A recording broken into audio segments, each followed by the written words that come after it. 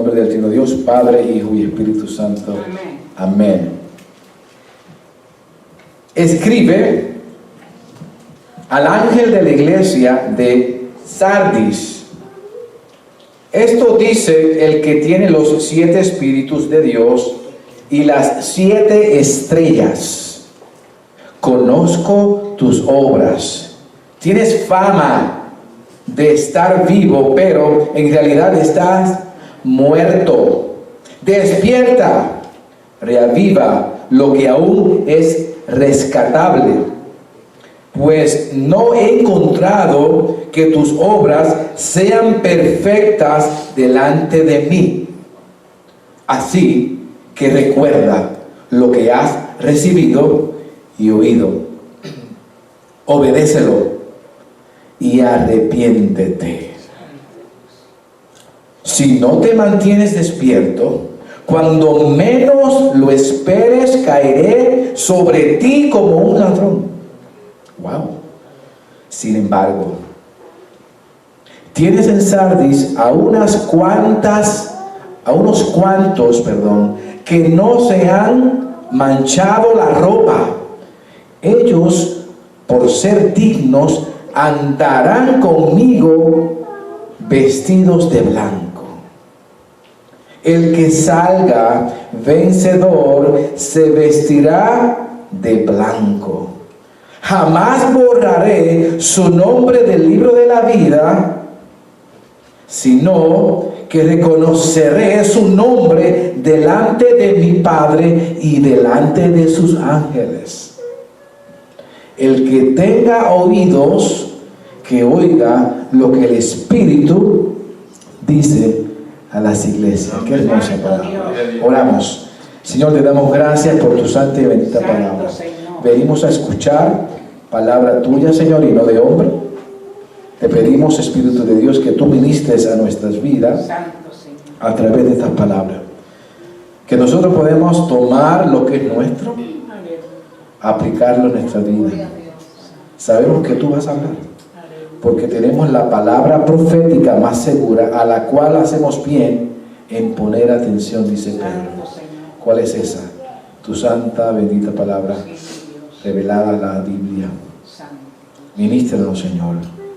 Y a esto ver, Señor, en qué parte carecemos para luego enmendar, arreglar, arrepentirnos y enderezarnos de acuerdo a cómo es tu voluntad, Señor.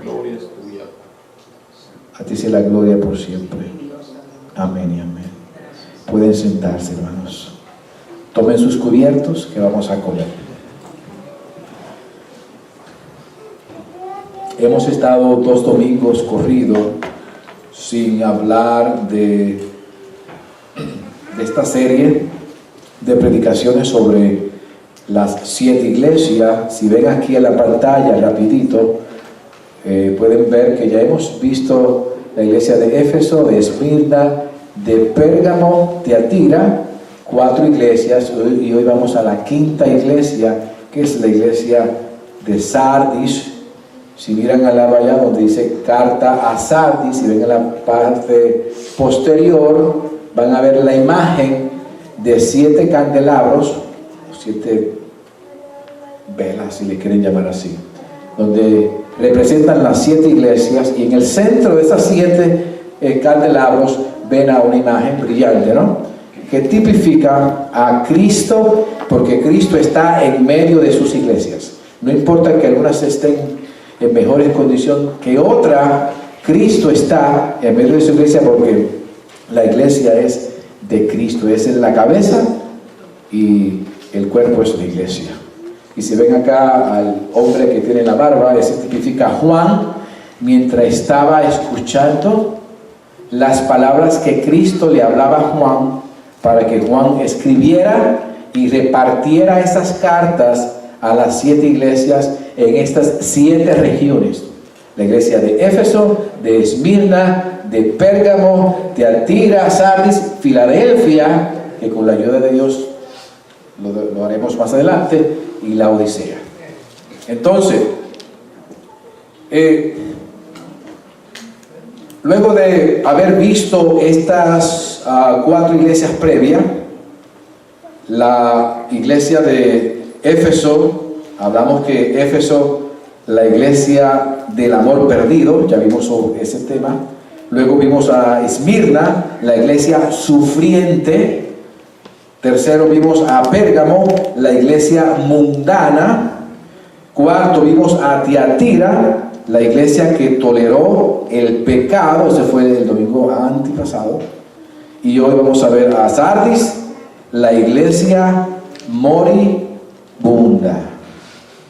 Sardis, la iglesia moribunda. Podríamos decir también Sardis, la iglesia muerta. Y voy a dar una explicación ahorita entre la distinción. Entonces, comenzamos compartiendo algo de la ciudad de Sardis. Vamos a ver primero el contexto de la ciudad de Sardis, no de la iglesia, para entender un poco luego cómo encaja esto en lo que es la iglesia de Sardis. Y tenemos que ver que se mantenía esta ciudad elevada a unos 450 metros sobre el valle, o sea, quedaba en un lugar alto. Esta ciudad era casi impenetrable. Era una ciudad que para conquistar era casi imposible. Se pudo conquistar en 2 ocasiones y por razones de descuido. Y es precisamente lo que Cristo luego le va a enfatizar a la iglesia de Sardis, que si se descuida le va a pasar lo mismo que le pasó a la ciudad de Sardis. Entonces, la colina sobre la que Sardis estaba construida tenía muros de roca lisos en 3 de los lados. Por eso era tan difícil conquistar a Sardis, porque quedaba en un lugar elevado y los enemigos, para poder conquistarla era difícil, porque estaba rodeada de piedras lisas y no podían trepar fácilmente. Entonces ellos, los que guardaban o vigilaban a Sardis, ellos se confiaron demasiado, siendo que estaban en un lugar alto y estaba rodeado de, como dije ahora, de rocas lisas. Ellos estaban muy confiados de que nada le podía pasar, porque estaba muy bien protegido. Eso fue un error, el confiarse demasiado. Esa confianza les llevó a un descuido.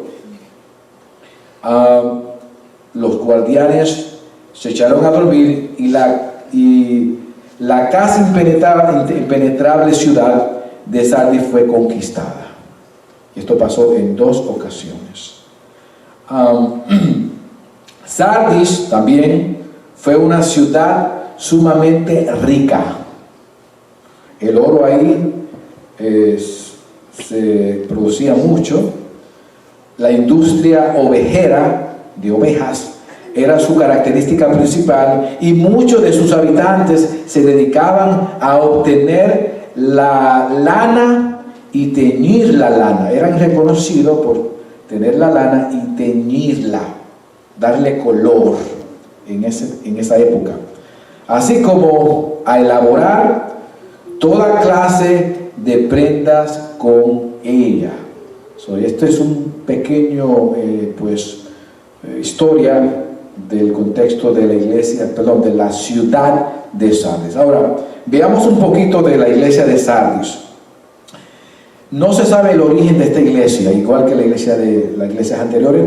No se conoce exactamente cómo fue fundada, pero de la misma forma que Pablo en su ministerio evangelístico predicó en diferentes lugares y el evangelio se expandió a diferentes lugares, parece ser que por esa predicación que Pablo hizo, en algún momento surgió esta congregación, esta iglesia. La base bíblica la tienen en Hechos 19:10, si quieren evidencia. Hechos 19:10. La iglesia de Sardis estaba muerta. en el sentido de que estaba compuesta en su gran mayoría por personas que no eran redimidas, por personas que no habían sido regeneradas, por personas que no habían sido salvas. Por eso es que se le pone el tema, o se le puede llamar Sardis, la iglesia muerta. Ahora, en otro sentido, la iglesia de Sardis estaba moribunda espiritualmente. Estamos hablando, obviamente, de una muerte espiritual, que es separar, o sea, una persona que está muerta espiritual es que vive separada de la comunión con Dios, no tiene relación con Dios. Todo el que no es creyente, lamentablemente, no tiene relación con Dios. No ha aceptado a Cristo. Está muerto espiritualmente. Las cosas espirituales no le son atractivas, ¿no? Las ve así, le gusta por encima, pero no puede entenderlas, no puedes discernirlas, porque está velado. Entonces, en este sentido, la iglesia estaba moribunda espiritualmente porque aún tenía algunas pocas personas, repito, que estaban comprometidas con Cristo.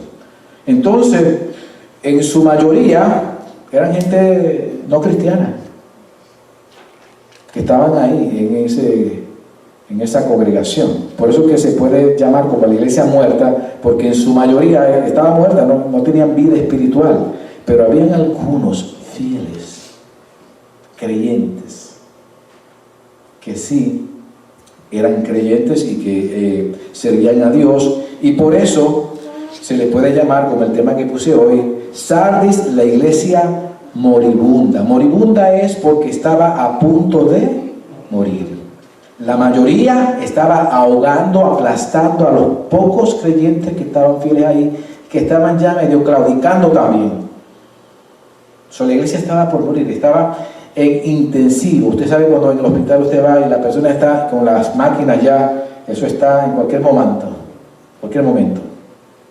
Puede que pase al otro lugar, en la eternidad, o puede que surja un cambio y se recupere.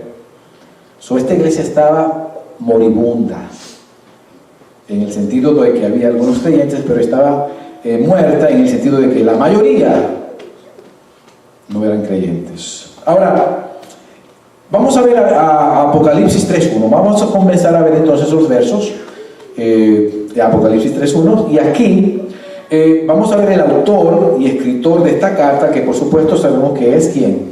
Jesucristo. Cristo glorificado es el autor.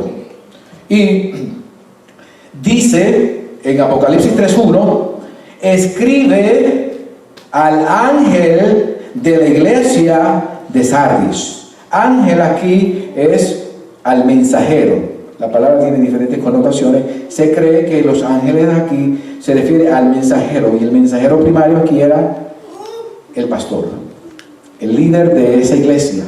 Pues se le dio esta carta para que la leyera y la compartiera con la iglesia. Esta carta viene, recuérdese que no viene de un hombre, hermano, viene de Jesucristo. ¿Oyó?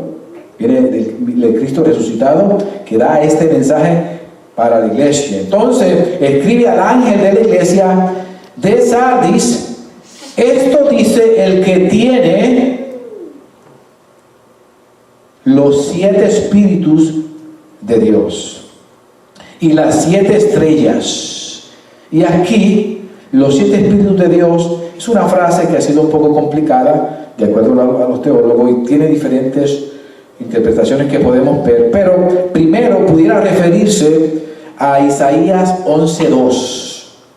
Isaías 11.2, donde se describe al Espíritu Santo como, primero, el Espíritu del Señor, el espíritu de sabiduría, el espíritu de entendimiento, el espíritu de consejo, el espíritu de poder, el espíritu de conocimiento y el espíritu de temor al Señor.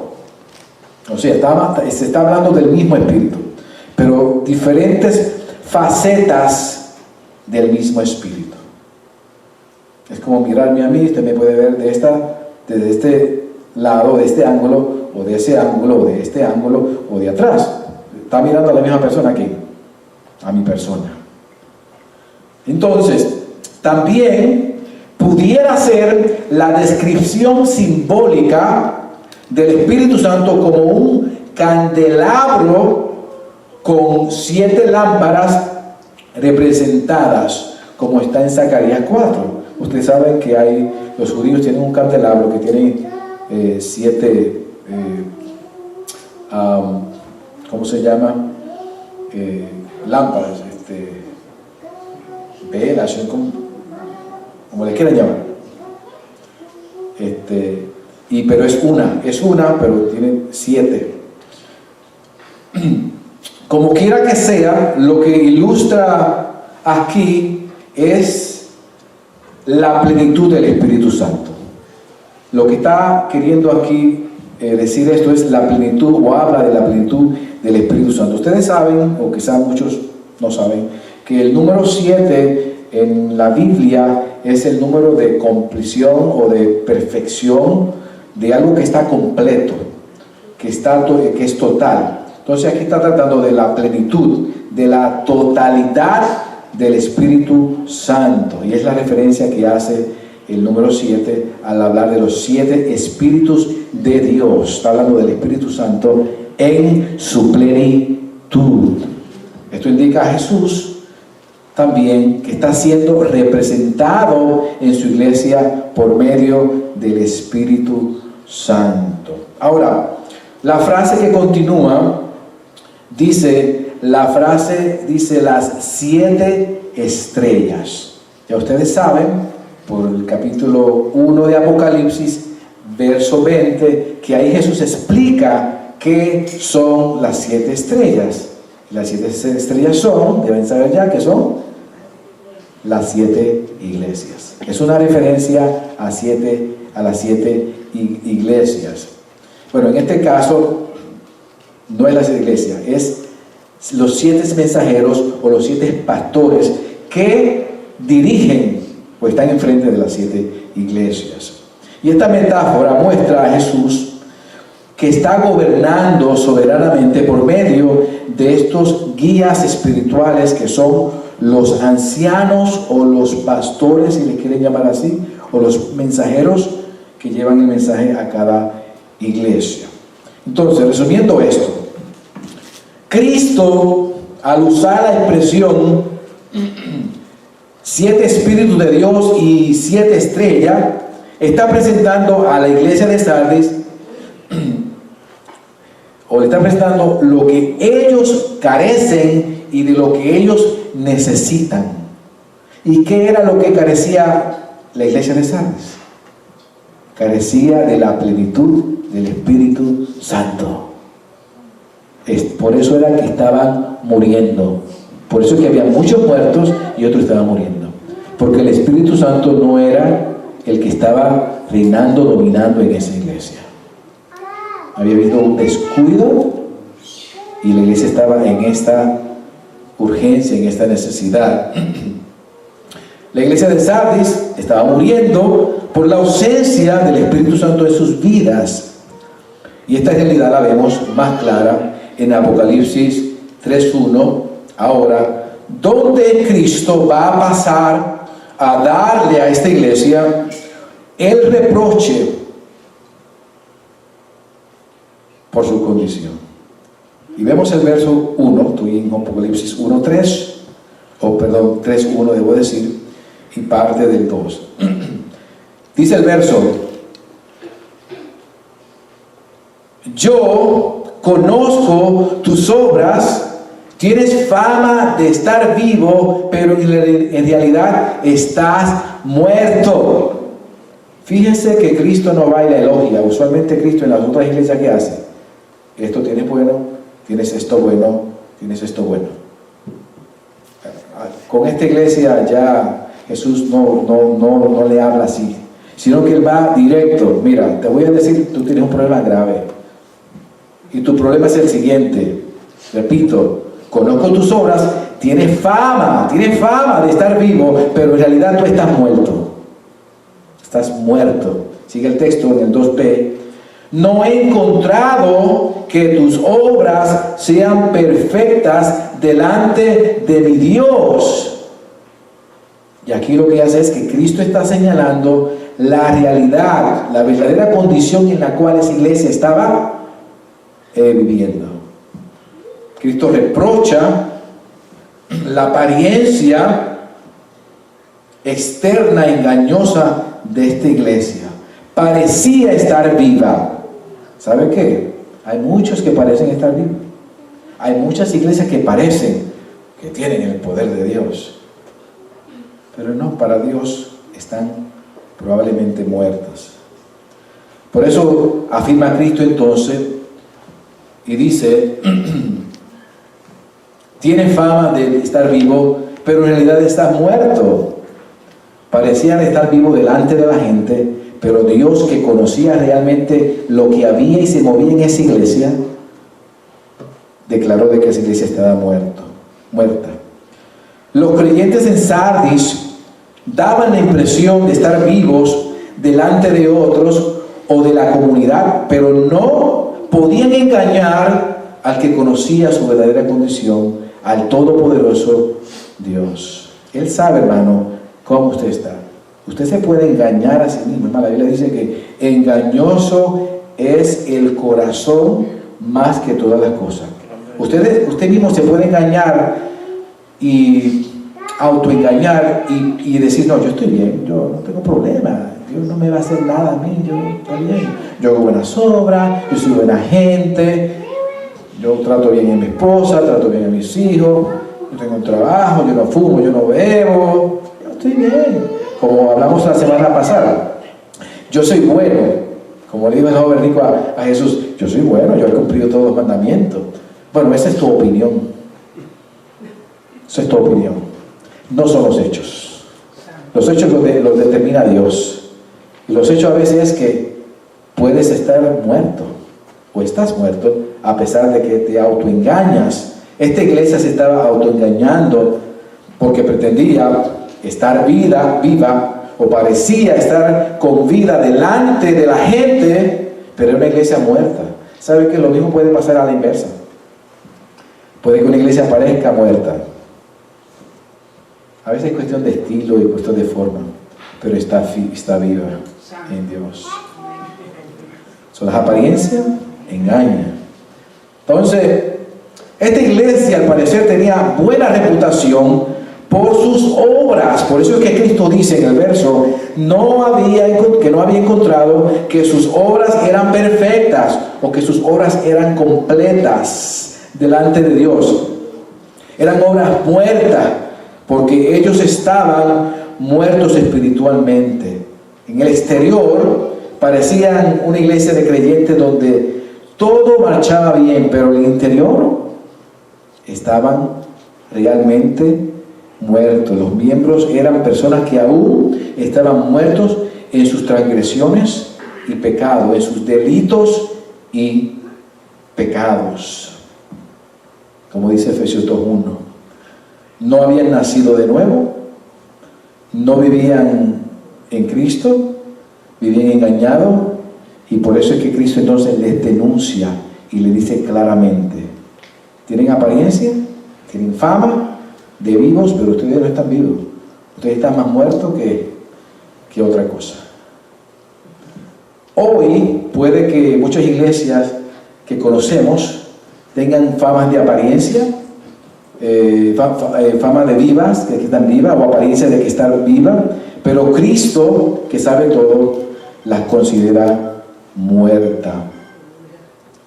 No todo, como ya dije, lo que brilla es oro, y no todo lo que parece tener vida está vivo. Si quieren saber esto, vayan a los museos. Vayan al museo de cerámica, que ustedes se paran al lado de esos actores de Hollywood, lo que sean famosos, desde así más o menos, oye, pero parecen vivos, pero están muertos. Vaya a un museo de animales para que usted vea que están disecados. Esos animales parecen vivos y hacen así, se ve como que le van a atacar. No, están muertos, no tienen vida, solamente están externamente, presentan una apariencia de vida, pero están totalmente muertos. Entonces la apariencia no necesariamente indica que la persona está viva o la iglesia está viva. En segundo lugar, vamos al verso 4. Cristo, luego de dar este reproche a la iglesia de Sardis y señalarle directamente: tú estás muertas, aunque tienes apariencia y fama de que estás viva. Ahora, en el verso 4, Cristo da el elogio a unos pocos. Subraya esto. Cristo no elogia a la iglesia, a la iglesia completa, a unos cuantos, a unos pocos de la iglesia en Sardis. Y dice el verso 4: sin embargo, tienes en Sardis a unos cuantos, la Reina Valera dice unos pocos, si no me equivoco, que no han manchado la ropa. Estos cuantos no se han ensuciado, no han manchado la ropa. Ellos, por ser dignos, andarán conmigo vestidos de blanco. Estos pocos no se han manchado, y esos pocos van a andar conmigo porque no se han manchado. Es lo que está diciéndole Cristo a este remanente de fieles creyentes. Aquí podemos ver cómo aún en medio de una iglesia muerta y llena de falsos creyentes, había unos cuantos, unos pocos o un remanente que estaba fiel. ¿Saben qué, hermano? Hay muchas iglesias o muchos lugares que pueden estar, como esta mañana hablábamos, de mucha gente y apóstoles y profetas y un movimiento que existe hoy por ahí. Y puede que algún hermano o hermanas o unos cuantos hermanos estén en medio de todo ese gentío de gente, de lugares que se ve grande y se ve viva y están muertos. Y puede que haya algunos, siempre hay algunos en medio de ellos que son genuinos, hermanos. Y Dios está viendo que son verdaderos creyentes. Con el tiempo Dios los saca de ahí. Eso es lo que hace Dios. Dios los mueve. Obra de alguna manera que los saca de ahí porque para que no permanezcan. O, en algunos casos, Dios puede hacer que esas personas, que era el caso que quería hacer Dios aquí, Cristo con este pequeño, se encienden, se enderezan, se activan y afectan a todos esos muertos, se contagian y pueden tener vida. Eso puede pasar también.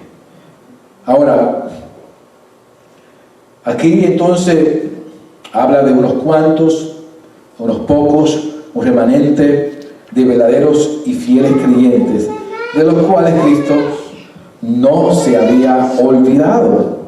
Y Cristo les describe como los que no se han manchado la ropa o no han teñido sus vestiduras. O sea, este era un grupito que no se había contaminado, que no se había corrompido como los demás.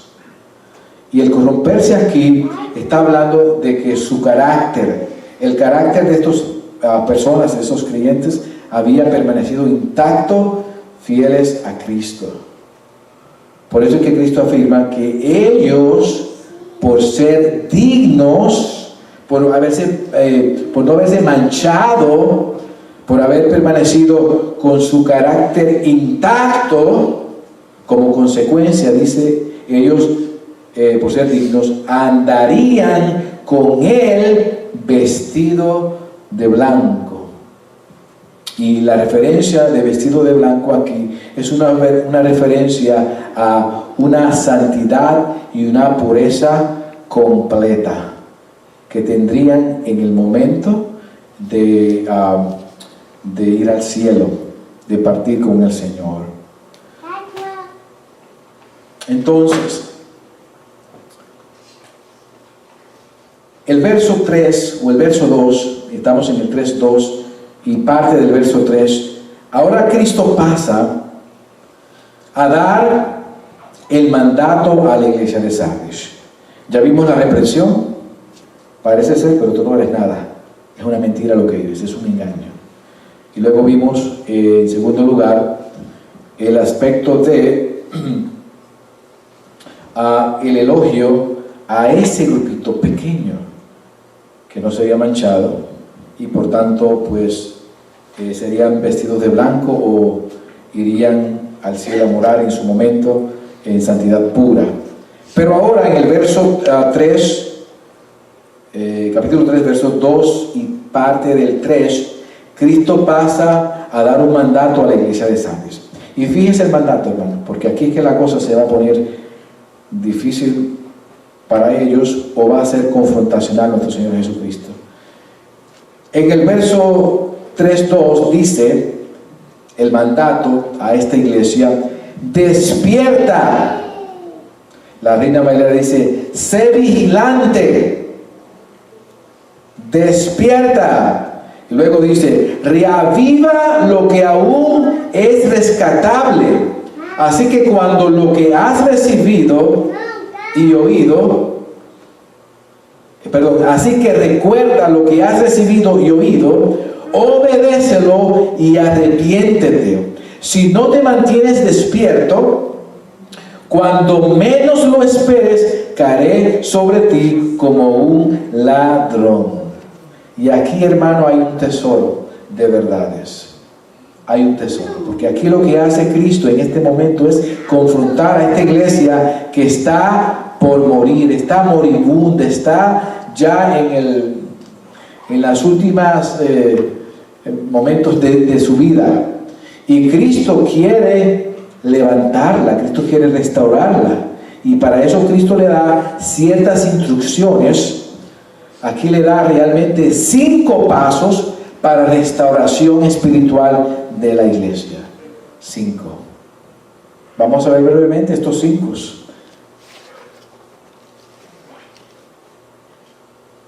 Aquí lo que Jesús hace es que le da un ultimato y le dice: mira, arrepiéntete y vas a vivir. Pero si permaneces como estás, vas a morir. Se acabó el asunto. Entonces le da 5 pasos para la restauración espiritual, y el primer paso que le da es el siguiente: despierta. Jesús prácticamente le sacó un grito: sé vigilante. Ellos entendían perfectamente a lo que Jesús se refería, porque ellos, la iglesia en Sardis, conocía lo que le había pasado a la ciudad de Sardis, que supuestamente era una ciudad invencible y nadie podía conquistarla, pero por el hecho de que los soldados se descuidaron y dejaron de velar, dejaron de vigilar, fueron conquistados. Entonces dice Jesús, primera paso para la restauración: despierta, vigila. Y esto significa: despierta del letargo, mantente vigilando y no te quedes ahí dormido, pasivo. Lo mismo que le dice aquí a 2 o 3 y que le puede estar diciendo a cualquiera que esté viendo. Despierta, dormelón. Mira, sacúdete, muévete, mira, pilas. Porque es que si te quedas ahí, vas a morir. Tienes que admitir el pecado que te domina y tomar acción para iniciar el proceso de restauración espiritual que necesita de la iglesia de Sardis. Despierta. Es el primer paso que le da para restaurar a una iglesia y para restaurar a una persona. Despierta. Número 2, segundo paso es reaviva, dice Jesús aquí. Despierta, vigila, reaviva o afirma, dice la Reina Valera.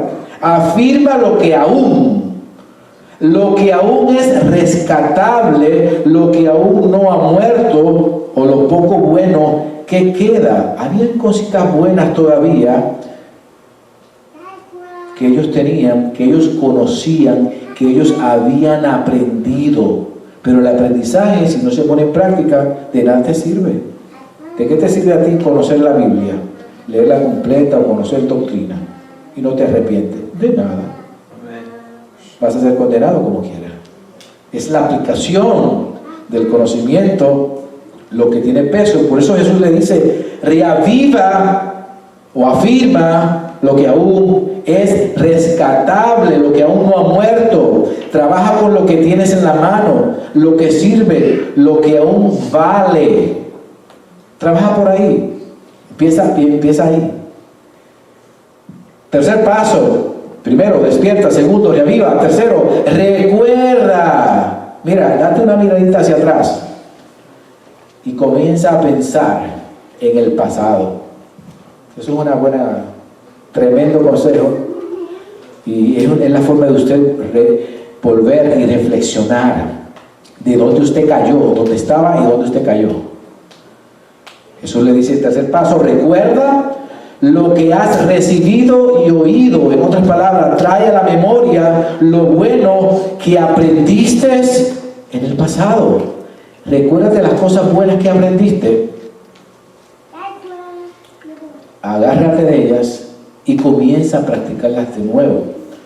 Las cosas buenas que oíste al recibir el mensaje de salvación, las promesas de la palabra de Dios, de Cristo, las promesas que conoces pero que las has olvidado. No, recuérdalas. El discipulado que tuviste y que está bajo cenizas, que ahora está inactivo, que está agonizando y que no te sirve para nada. Pues recuerda, comienza por ahí. Una vez tú comiences a recordar, vas a volver al camino. Vas a ver por dónde puedes comenzar. El paso número 4. Luego de recordar lo que había recibido, lo que había oído, lo que has aprendido en el pasado, Jesús le dice, cuarto, guarda, o la versión internacional dice, obedece. Guardar es obedecer. Obedece lo que has recibido y oído, lo que tú aprendiste, lo que tú recordaste que aprendiste. Ahora no te quedes recordándolo y se queda en el pensamiento. No, ahora recuérdalo y aplícalo. Obedece. Guarda lo que has recibido y oído. No solo recuerdes y hagas memoria, pero obedécelo desde tu interior, desde lo más profundo de tu corazón. Y último paso, que es el quinto paso que da Jesús, es arrepiéntete. Sin eso, el proceso de restauración no se da. 4 puntos no son suficientes. Tiene que llegar el punto en que hay un arrepentimiento. Jesús le dice a la iglesia de Sardis, tú estás muriendo, estás grave, tú estás en cama. Tú vas a morir pronto si no haces esto. Arrepiéntete. Santo Dios. Eso cierra el ciclo. Arrepiéntete, cambia de mentalidad de una vez y por todas, y cambiarán tus sentimientos, tus malas acciones, tus hábitos, y va a cambiar tu vida, va a renacer, vas a vivir de nuevo. Va a haber una restauración en tu vida. Eso es lo que Cristo le está hablando a la iglesia de Sardis, y aquí a muchos, y ahí también. Entonces, repasando todo lo que Cristo le acaba de hablar a la iglesia de Sardis, para que la iglesia moribunda de Sardis pudiera ser restaurada espiritualmente y volver a la vida y resurgir de nuevo, debía de, primero, despertar. Segundo, reavivar lo rescatable.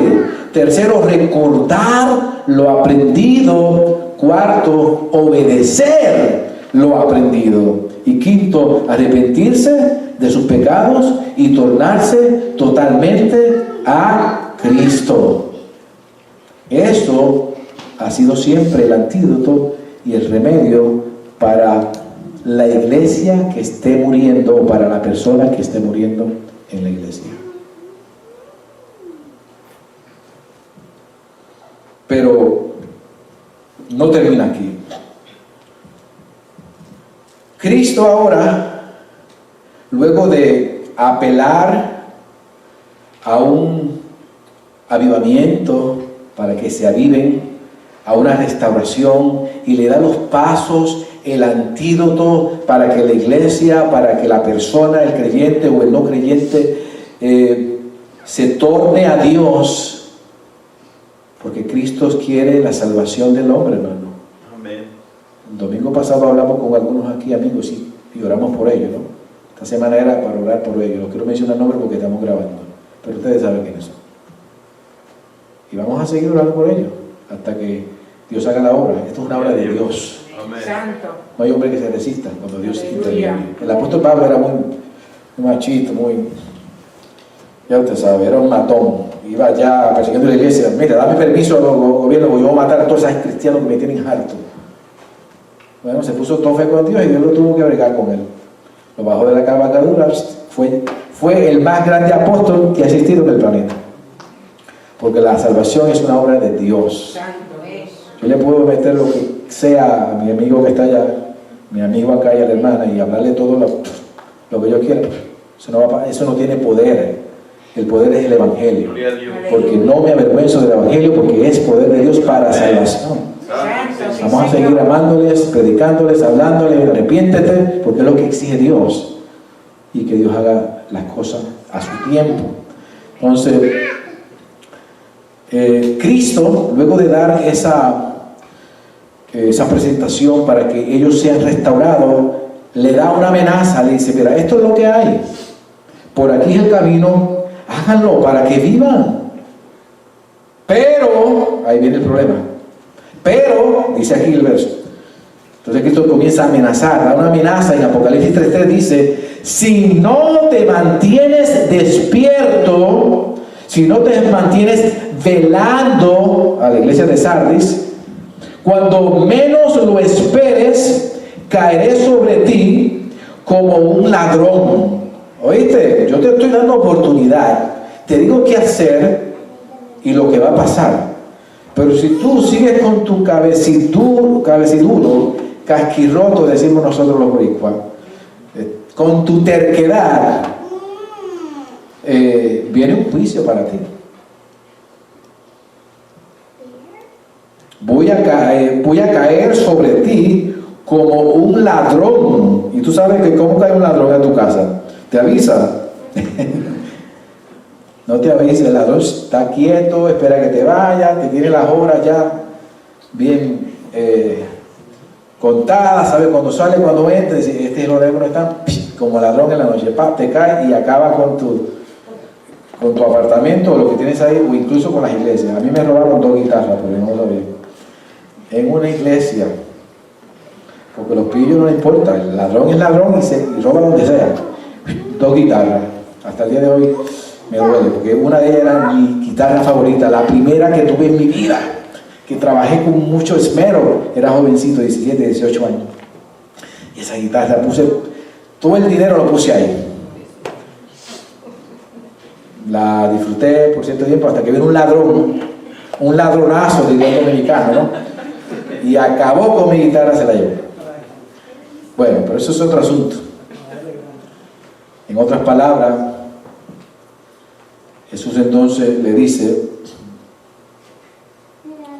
si entristeces al Espíritu Santo por seguir y persistir viviendo en una vida de pecado o pecaminosa, como dice Efesios 4:30, que dice: no entristezcáis al Espíritu Santo. El pecado entristece al Espíritu Santo y lo aparta, lo aleja de nosotros. No se va del creyente, pero está triste. Ustedes que están casados saben cuando ofende el esposo, ¿cómo hacen? Esa es la sensación más amarga, ¿no? No se queda como que, oye, metí la pata por hablar lo que no tengo que hablar en el momento que no tengo que hablar. Hay un alejamiento, ¿no? Un distanciamiento. La Biblia nos exhorta a que no contristemos al Espíritu Santo, y lo que contrista al Espíritu Santo es el pecado y el pecado persistente. Y además dice: si apagan el Espíritu Santo, no apaguen el Espíritu Santo. Y el Espíritu Santo se apaga por la desobediencia. Dios te dice: haz esto, no, tú vas por acá. Dios te dice: camina por aquí, no, yo voy por acá. Esa persistente desobediencia. Dios te llama a arrepentimiento, no, yo no quiero arrepentirme, yo quiero vivir mi vida. Eso es lo que Cristo le está dando a esta iglesia. En otras palabras, repito, si entristece al Espíritu Santo por el pecado, si apaga al Espíritu Santo por su desobediencia, mi juicio va a caer sobre ustedes, le dice a la iglesia de Sardis y le dice a los hermanos o amigos que están con nosotros. O sea, la iglesia en Sardis iba a desaparecer como había desaparecido la iglesia en Éfeso y como han desaparecido muchas iglesias y muchos templos, hermano. Hay muchos templos que ya no existen, que fueron famosos en su época, en su momento, y se habla, ay, la iglesia tal, era tan grande, a veces daba unos cultos, eso era de la cabeza a los pies, ¿no?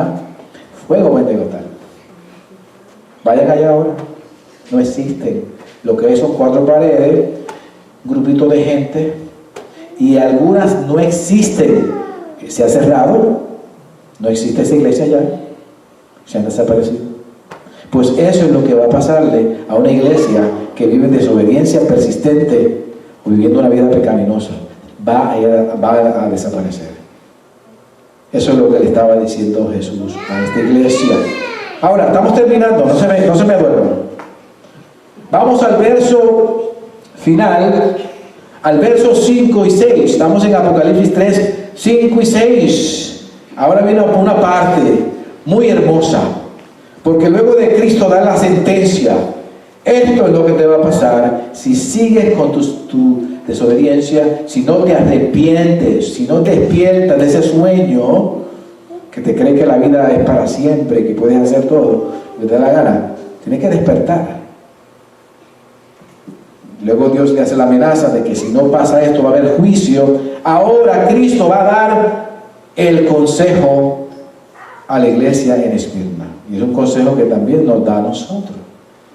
Y el verso 3, capítulo 3, versos 5 y 6 dice Jesucristo: el que salga vencedor, es que me fascina esta frase, el que salga vencedor, y le está hablando al grupo de fieles. Ojo, le está hablando al grupito de fieles. El que salga vencedor, el que me ha obedecido, se ha arrepentido y es creyente genuino y continúa en fidelidad a mí, el que salga vencedor se vestirá de blanco. Número 2, jamás borraré su nombre del libro de la vida, hermano. Esa frase nada más, con eso yo termino el mensaje y lo repito y me voy gozoso. ¿Cómo dice la Reina Valera? Mary, ahí. Esta dice: jamás borraré su nombre del libro de la vida. Apocalipsis 3, 5. ¿Qué dice? El que venciere. Y después de eso, y no borraré su nombre del libro de la vida. Aquí esta versión dice: jamás borraré su nombre del libro de la vida. Ese texto, los que no leen bien, lo tratan de usar para decir, pues, lo usan como una amenaza. Pórtate bien, yo no te voy a poner en el libro, te voy a borrar, te voy a quitar. No. Ahí Jesús nos está dando una amenaza. Ahí Cristo nos está dando una promesa. Jamás el creyente, dice, jamás borraré su nombre del libro de la vida. Y le está dando al creyente: yo no voy a borrar tu nombre del libro de la vida. Voy a explicar más adelante. Si no, es más, mira el refuerzo, sino que reconoceré tu nombre o su nombre delante de mi Padre y delante de los ángeles. Ojo con esto, hermano. Aquí Cristo está presenta las recompensas que recibirá los que respondieron en arrepentimiento, saliendo vencedores. Ustedes saben, ya hemos hablado en prédicas anteriores, que cuando la Biblia habla de los vencedores, está hablando de quiénes, de los creyentes. Amén. Los creyentes en Cristo, todos somos vencedores. Es más, Pablo dice, somos más que vencedores en Cristo Jesús. Así que el título vencedor es lo mismo que decir, tú eres creyente. Un creyente es vencedor. Aquí está hablando de los creyentes. Repito, Cristo presenta las recompensas que recibirán los que respondieron en arrepentimiento, saliendo vencedores. Y aquí presenta dos recompensas. Dice primero, su primera recompensa será la recompensa de los vencedores, de los creyentes, los que se han arrepentido. Dice que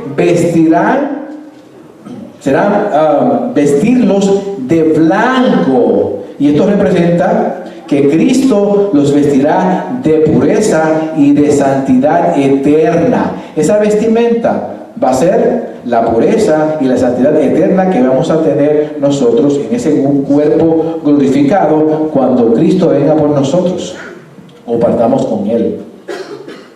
Esa vestimenta de santidad y pureza eterna, pura.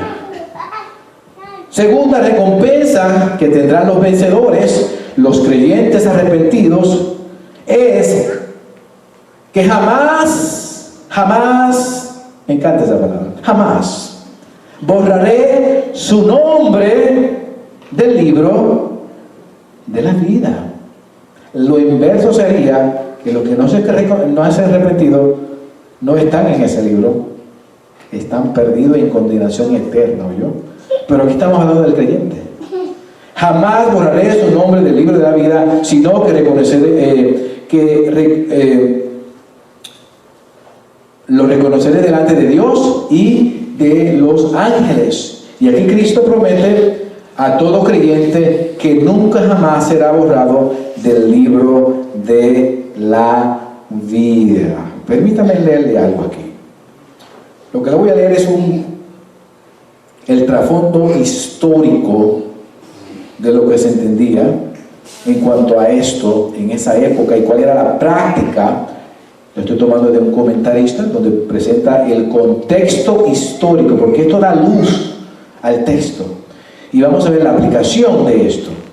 Y dice que en la época de Juan, el apóstol, los gobernantes tenían un registro, tenían un libro. Eso todavía existe hoy, aunque diferente. Tenían un libro o un registro de cada ciudadano de una ciudad.